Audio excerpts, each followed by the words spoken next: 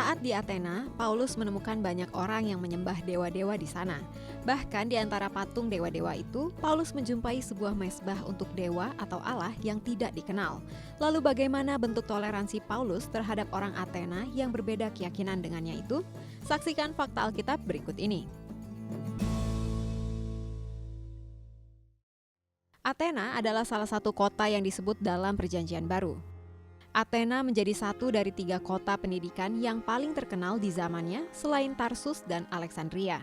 Di sana, orang-orang Romawi mengirim anak-anaknya untuk memperoleh pendidikan, bahkan Kaisar Adrianus hidup di Athena dari tahun 123 hingga 126 Masehi.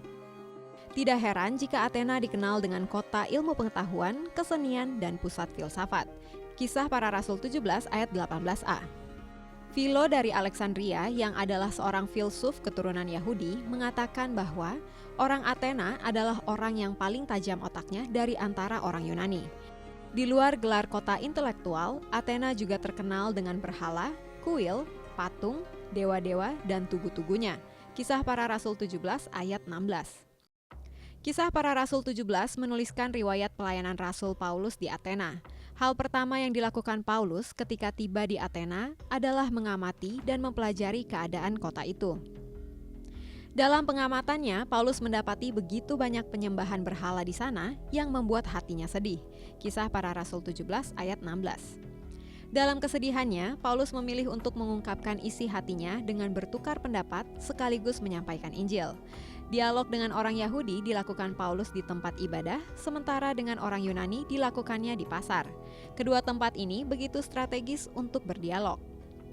Ajaran Paulus pun dengan cepat menarik perhatian banyak orang sehingga ia dibawa ke Areopagus. Areopagus adalah sebuah bukit karang di barat laut Akropolis. Jauh sejak zaman dahulu, pengadilan dilakukan di Areopagus.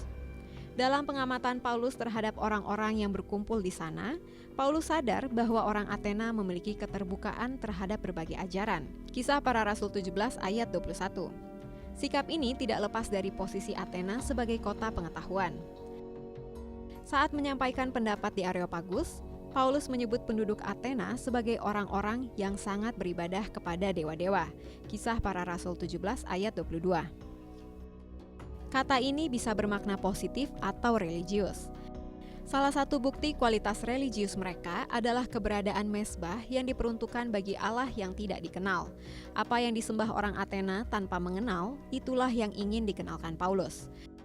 Bukan berarti Paulus dan mereka menyembah Allah yang sama. Ada perbedaan konsep antara keduanya. Dalam konteks Allah-Allah yang tidak dikenal oleh penduduk Athena, Allah yang disembah oleh Paulus jelas masuk dalam kategori tersebut. Paulus memahami bahwa apa yang disembah orang Athena sebenarnya bukan Allah. Galatia 4 ayat 8. Lebih jauh lagi, objek penyembahan itu adalah roh-roh jahat. 1 Korintus 10 ayat 20-21. Di mata orang Athena, objek penyembahan adalah Allah atau dewa, dan Paulus hanya memulai dari sana sebagai titik awal penginjilannya. Dengan menyebutkan Allah yang tidak dikenal menjadi cara Paulus memperkenalkan Allah yang menciptakan langit dan bumi, yakni Allah yang ia kenal dalam pribadi Yesus Kristus.